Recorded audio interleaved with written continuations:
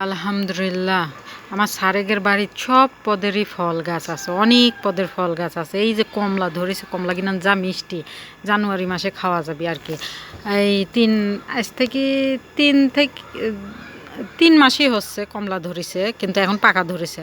জানুয়ারি মাসে খাওয়া হয়ে যাবে, খাওয়া হবে আর কি। এখন থেকেই খাই, হালকা একটু টক আছে, কিন্তু অনেক মিষ্টি আর অনেক রস কমলার গাছে। এই যে এত কমলা, মাশাআল্লাহ মাশাআল্লাহ মাশাআল্লাহ, অনেক ডাল ভাঙি ভাঙি চুরি যাচ্ছে, যে কাইথ হয়ে সব পড়েছে, এত কমলা।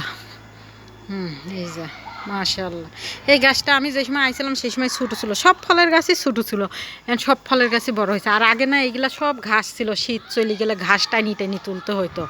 আর এখন হচ্ছে কেন, এই যে পাকা করিছে, পাকা করাতে মানে 3 দিন 4 দিন পর পরই ঝাড়ু দিতে হয়, 4-5টা বড় বড় পলিথিন ভরি ভরি পাতা পড়ে গাছের। এই যে আর একটা কমলা গাছ আছে পিছনে, ওই দিককার পিছনে, অনেক বিশাল বড়। যাই হোক, গাছ অত বিশাল বড় না, কিন্তু কমলা অনেক ধরেছে অনেক ধরেছে। যাই হোক, একক দিবি সকলকে দিবি, আমরাও খাবো এই আর কি। এই একটা কমলা গাছ, মাশাআল্লাহ মাশাআল্লাহ, আলহামদুলিল্লাহ, অনেক অনেক অনেক। এই কমলা গাছটা কুট্টি ছিল, অনেক কমলা ধরেছে। এই যে কমলা, এই যে কমলা, বিশাল বড় বড় কমলা।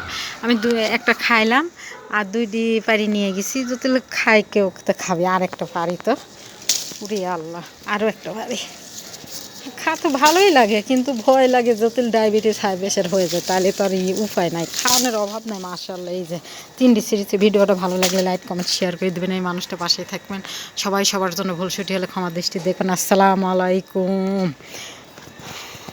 যেসব বাসায় ফল আছে না, ফল গাছ আছে, ওইসব বাসায় কামও আছে, আবার খায়ও শান্তি আছে। মাশাআল্লাহ, আলহামদুলিল্লাহ।